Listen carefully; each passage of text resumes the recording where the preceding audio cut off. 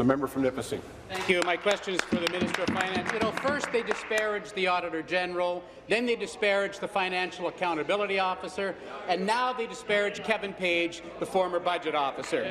In the 1990s, Ontario's average income was 10% above the national average. But in 2012, income in Ontario fell below the national average for the first time ever. In fact, between 2005 and 2015, Ontario families saw the slowest rate of income growth of any province in Canada. Once the envy of the country, middle-class Ontarians now struggle. They work harder, pay more, and get less under this Liberal government. Mr. Speaker, why has the Liberal government spent 14 years allowing the middle-class families to struggle to keep their heads above water? Thank you. Minister. Mr. Speaker, that is rich coming from that side of the House. We're providing for an increase in the minimum wage that they are now denying the people of Ontario, Mr. Speaker. Stand up and fight for the people of Ontario. We have 5.9% unemployment rate, the lowest it's been, and it's 31 months below the national average. We will continually support everyone in this province for the sake of the families of this province, Mr. Speaker. They're putting at risk their livelihood. They are instituting a much more expensive carbon tax, Mr. Speaker, to the people of Ontario. We recognize that'll put us in harm's way. We need to be competitive for businesses and competitive for the people of Ontario, where everyone should share in that growth.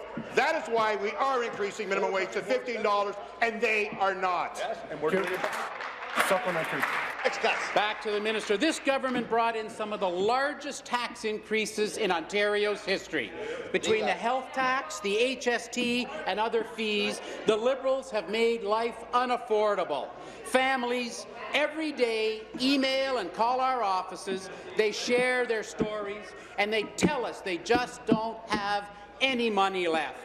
That is why we can't trust this Liberal government, and that is why a PC government will reduce income taxes for the middle class. That's why a PC government will increase the Ontario sales tax credit, and that's why an Ontario PC government will make life more affordable for Ontario families. Speaker, that's what is fair. Why won't the Liberals make life affordable for Ontario families?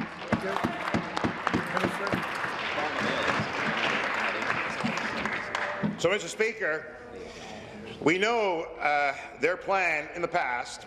We hear it now going forward. It's not much of a plan, because what they're going to do in order to achieve deficits, no less, Mr. Speaker. They're promoting deficit spendings going forward, and we are going to balance this year, next year, and the year after that.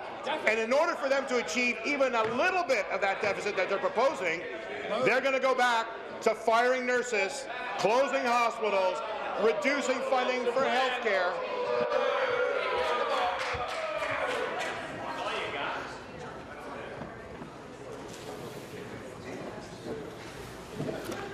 Finish, please. And, Mr. Speaker, we have been disciplined and determined in our plan to recover and to plan to come to balance, and it's being achieved.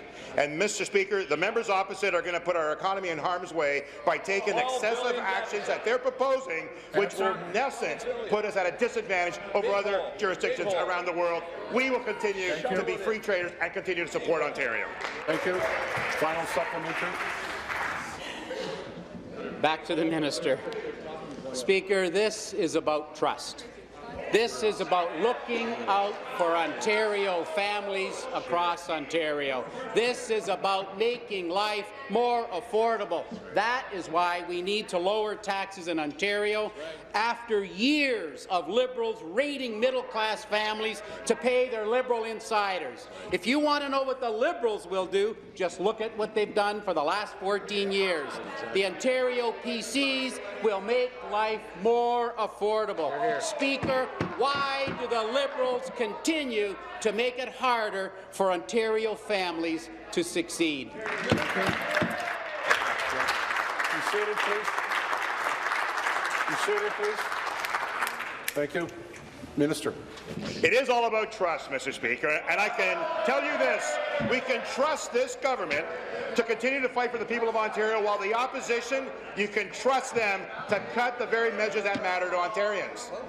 I can tell you this, Mr. Speaker, when we provided for free Medicare for everyone under the age of 25 for pharmacare, they voted against that, Mr. Speaker. What, they'll take that away? When we were talking about providing for free tuition for students so they can get a better start in life, they voted against that as well, Mr. Speaker, and that's what you can trust from that side of the House. We can also trust that the opposition, federally, when the leader of the opposition was in power, voted in the largest deficit in our history, and the largest debt increase in Canadian history came from the leader of the opposition. And the critic now stands here and suggests that somehow cutting revenues, as well as and Mr. Speaker, cutting revenues and going into deficit spending is not what's in the best interest of the people of Ontario. We need to provide for programs and services that